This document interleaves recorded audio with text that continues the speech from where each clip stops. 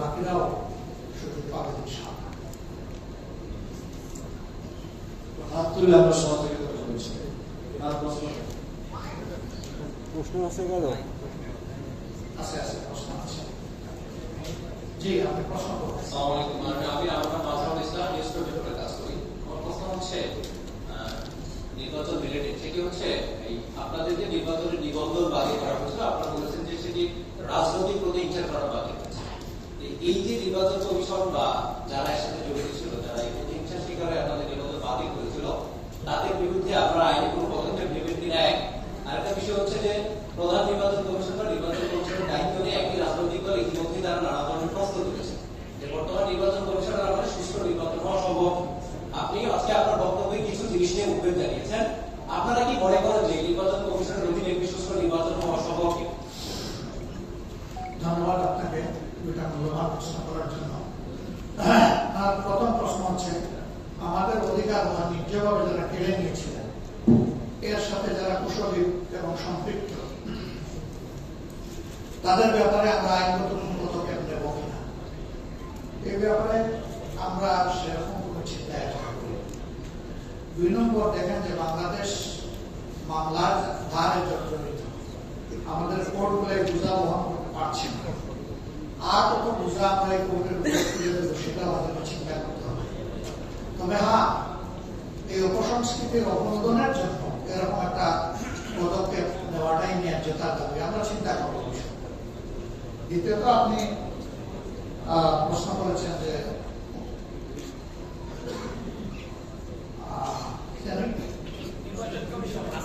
নির্বাচন কমিশনের নিউট্রালিটি, তাদের আন্ডারে একটা নির্বাচন সুষ্ঠু হবে, এটা আমরা আশা করি। আমরা এখনো আশা নিরাশার এই কথাটা বলতে চাচ্ছি না। আমরা তাদের পারফরমেন্স আরো দেখতে চাই। তাদের পারফরমেন্সই প্রমাণ করবে তারা কি করবে না। সেই ক্ষেত্রে আমাদের এটা একটা রিকমেন্ডেশন আছে, দাবি আছে যে জাতীয় নির্বাচন হচ্ছে সিদ্ধান্তকারী নির্বাচন, জাতির বাহ্য নিয়ন্ত্রণের নির্বাচন। এর আগে যদি স্থানীয় সরকারের নির্বাচন হয়, যেটা নিয়ে এখন পাবলিক সাফারিং নিউজ, আপনারা জানেন যে একমাত্র ইউনিয়ন পরিষদ ছাড়া স্থানীয় সরকারের আর কোন স্তর এখন কার্যকর নেই। এতে জনগণ খুবই কষ্ট পাচ্ছে এবং ক্ষতিগ্রস্ত হচ্ছে। এই নির্বাচনটা আগে হওয়ার দাবি আমাদের আছে। এই নির্বাচনের মধ্য দিয়ে নির্বাচন কমিশনের সক্ষমতা এবং সদিচ্ছা দুটাই প্রমাণ পাওয়া যাচ্ছে। ধন্যবাদ। কি বলুন? নাম সাইফুল শাহীন, আমি নাগরিক টেলিভিশনে কাজ করি। আমার 2টি প্রশ্ন। নাগরিকদের পক্ষে একটি হচ্ছে যে আপনি এই মাত্র বললেন নির্বাচন নিয়ে 2টি প্রশ্ন। একটি প্রশ্ন হচ্ছে যে বিএনপি নির্দিষ্টভাবে ডিসেম্বরের মধ্যে নির্বাচন চেয়েছে। আপনিও একটু আগে বলেছেন আপনার বক্তব্যে যে নির্বাচন একটি সুস্থ অবাধ নির্বাচন চান। সেই নির্বাচন অনুষ্ঠানের জন্য নির্দিষ্ট কোনো সময় আপনাদের এরকম পছন্দের রয়েছে কিনা একটি। আর দ্বিতীয়টি হচ্ছে, যেহেতু আপনি স্থানীয় সরকার নিয়ে কথা বললেন, জাতীয় নির্বাচনের আগে স্থানীয় সরকার একটা করে শেষ করি। প্রথমটা হচ্ছে নির্বাচনের টাইমলাইন, রোডম্যাপ, স্কেডিউল। এই তিনটার ব্যাপারে ইতিমধ্যেই আমরা আমাদের বক্তব্য স্পষ্ট করেছি। আমরা কিছু জিনিস না হলে সুষ্ঠু একটা নির্বাচন কোনোভাবেই প্রত্যাশা করা যায়। বেসিক, আমরা সব সংস্কারের কথা বলি, বেসিক, অত্যন্ত বেসিক, মাত্র 5টা বেসিক সংস্কার নিয়ে সরকার আছে। আমরা 41টা পয়েন্টে আমাদের অ্যাকশন আছে, কিন্তু এই 5টা আমরা বাস্তবায়ন করছি। আমরা বলেছিলাম যারা পারপেট্রেটর তাদের বিচারটা যেন দৃশ্যমান হয়। এই বিচার দৃশ্যমান হতে শুরু করেছে, এখানে আমরা একটু আশা করি।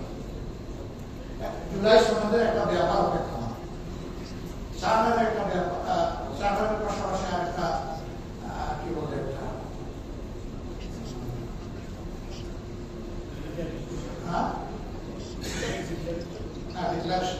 যেটাতে এখন কাজ করতেছে আমাদের তথ্যমত কমিশন।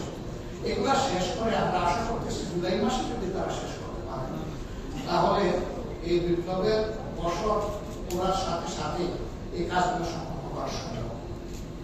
এই কাজগুলো সম্পন্ন করার পাশাপাশি আরো দুইটা গুরুত্বপূর্ণ কাজ রয়েছে।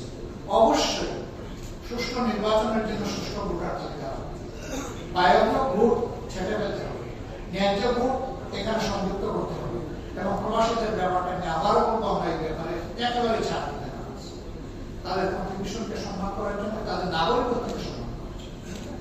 এই বিষয়গুলো স্বার্থে যে আমরা মনে করি যে প্রধান উপদেষ্টা যে টাইমলাইনটা ফ্লেক্সিবল টাইমলাইন করেছিল ডিসেম্বর 25 থেকে জুন 26 এর ভিতরে নির্বাচন দেওয়ার পর আমরা আমাদের মতটা ইতিমধ্যে ব্যক্ত করেছি যে এটা ফেব্রুয়ারির মধ্যভাগে হতে পারে, পূজার আগে আগে। কোনো কারণে যদি এই সমস্ত শর্ত পূরণ করতে গিয়ে না হয়, তাহলে কোনো অবস্থায় এপ্রিল পার না হওয়াটা ভালো।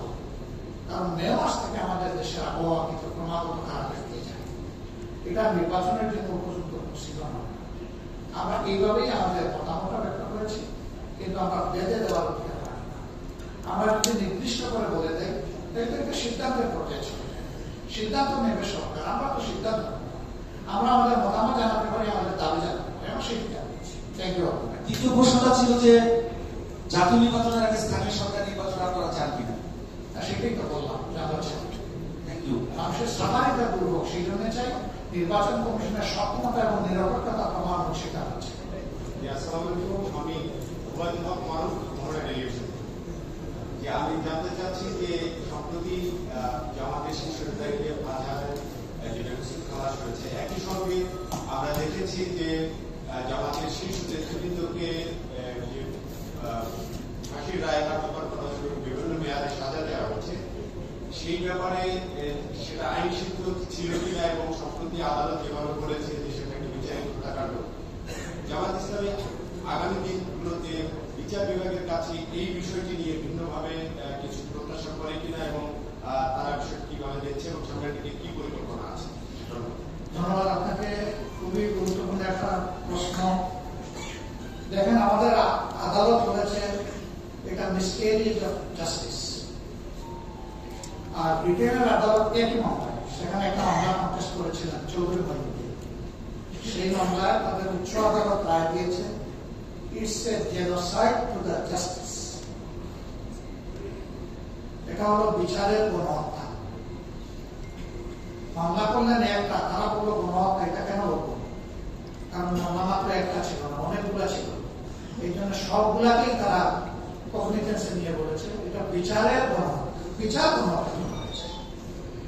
আমরা এই বিষয়টাকে অবশ্যই গুরুত্বের সাথে নিয়েছি এবং আমরা এর প্রতিকারের জন্য ইতিবাচকভাবে আগানোর আশা রাখি, প্রস্তুতি আমাদের চলছে। আপনারা দোয়া করবেন। তবে একটা কথা ভেরি ভেরি ক্লিয়ার করতে চাই, আমরা চাই না বিচার বিভাগকে ব্যবহার করে আমাদের উপর যে অভিযান করা হয়েছে, সেইটা আমরা যে বিচার চাইব সেখানে কারোর উপর বিচার করা হবে আমরা চাই। আমরা চাই ওরা যেন ন্যায় বিচারটা পায় এবং আমরা বিশ্বাস করি তারা ন্যায় বিচার পাইলে তারা তাদের উপযুক্ত শাস্তি পেয়ে যাবে। জীবনগুলা ফেরত আসবে না, কিন্তু দুনিয়াবাসীর সামনে এটা পরিষ্কার হয়ে গিয়েছে রায়ের মাধ্যমে যে তাদেরকে কিভাবে খুন করা হয়েছে।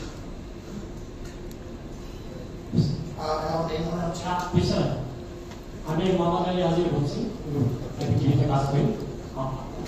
আপনারা অলরেডি প্রতিবেদনে উল্লেখ করেছেন যে বিপ্লবে যাদের ভূমিকা ছিল তাদের প্রতি আপনাদের সমর্থন, যেটা কিন্তু এটা নিয়ে আমরা দেখতে পাচ্ছি যে অনেক রাজনৈতিক দল বা ব্যক্তি তারাও কিন্তু ওইটা যাদের আমাদের আজকের এই অবস্থা তাদের সাথে বলা যেতে কিছুটা বেমানি বা তাদের বিরুদ্ধে কথা বলা, মানে এটা এখন শুরু হয়েছে বলা যায় বছর আগে থেকে। তো আপনাদের যে আজকে যে প্রতিবেদনে আপনারা যেটা উল্লেখ করেছেন যে আসলে আপনারা চান যে এটা মানে তাদের স্বীকৃতি এবং এটাকে আপনার কন্টিনিউ রাখবেন। অনেকে ফেসবুক কিন্তু আপনাদের অনেক লোক দেখে কিন্তু মতামত দেখা যায় তার একটু নেগেটিভলি ভরে এটা, যেটা আজকে এটা হচ্ছে আপনার কর্মসংস্থানের কথা বলছেন। কর্মসংস্থান বলতে আপনাদের এখানে কিন্তু ইউথ অর্গানাইজেশন আছে, সব রাজনৈতিক দলে কিন্তু ইউথ অর্গানাইজেশন আছে। তাদের যদি ক্যাপাসিটি বিল্ড আপ করা যায়, অন্তত যেটা আপনারা বলছেন যুব কর্মসংস্থান, আমরা জানি যে রাজনীতি মানে ইনকাম একটা অনেকে বলে ইউথ, আসলে তাদেরকে যদি একটা ক্যাপাসিটি বিল্ড আপ করেন তাদের তো সমীকরণ করা যেতে পারে আসলে যুবরা কিভাবে আপনারা কিভাবে দেখতে চান বা আপনাদের অন্যরা কিভাবে দেখবেন। ধন্যবাদ। থ্যাংক ইউ আপনাকে। দ্বিতীয় অংশটা আপনার পরামর্শ আমরা গভীর শ্রদ্ধার সাথে নিলাম। প্রথম অংশটা আপনার জানা যে জুলাই আন্দোলনে যারা সম্পৃক্ত ছিলেন, ভূমিকা রেখেছেন, আজকে কেউ কেউ তাদেরকে ডিজন করতে শুরু করেছেন এবং তারা তাদেরকে ওন করেন না। আমাদের অবস্থান একেবারে বিপরীত। আমরা এই আন্দোলনের পরে আপনারা লক্ষ্য করবেন আজ পর্যন্ত এই আন্দোলনের মামুলি কোনো ক্রেডিট আমরা দাবি করি, বরঞ্চ আমরা এই আন্দোলনের ক্রেডিট দিচ্ছি বাংলাদেশের জনগণকে, নেতৃত্বের ক্রেডিট আমরা দিচ্ছি যুব সমাজকে।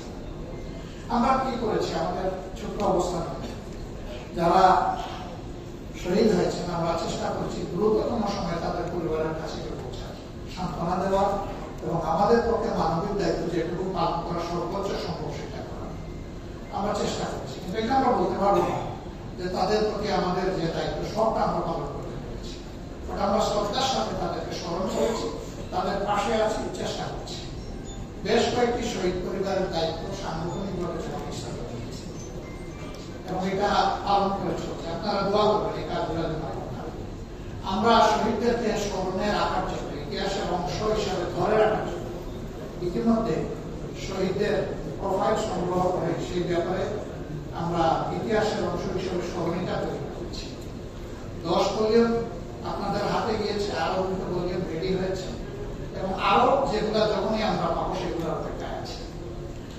3টা ভাষায় আপাতত এটা আমাদের ওয়েবসাইটে পাওয়া যাবে অল্প কিছুদিনের মধ্যে, যাতে যেখান থেকে যে ইচ্ছা করে সেটা যেন দেখতে পারে।